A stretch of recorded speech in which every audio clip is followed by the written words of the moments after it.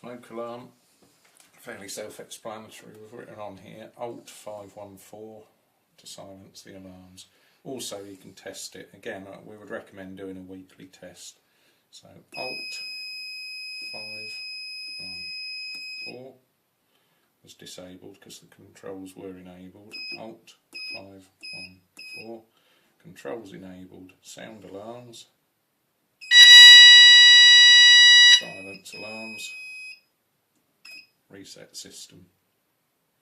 If the alarms go off by mistake, again Alt 514, or by a false alarm, cooked or burnt the toast or whatever, Alt 514 should reset it. Controls are still enabled, so if I go Alt 514, that's it. Big green power light on, that should be the only light on. If there is a dire emergency, or not emergency, the alarm won't go off for any reason. If you unscrew this panel, there's a battery in there, pull one of the terminals off the battery, and then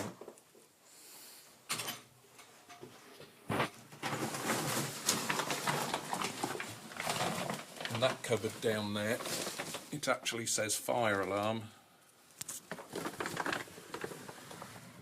Do not switch off. Obviously if you've disconnected the battery and switched that off, that'll kill any power to it. If that does happen, telephone us and we'll talk you through it, but obviously don't pull that panel off unless it is a dire emergency, unless you're talking to us to do it.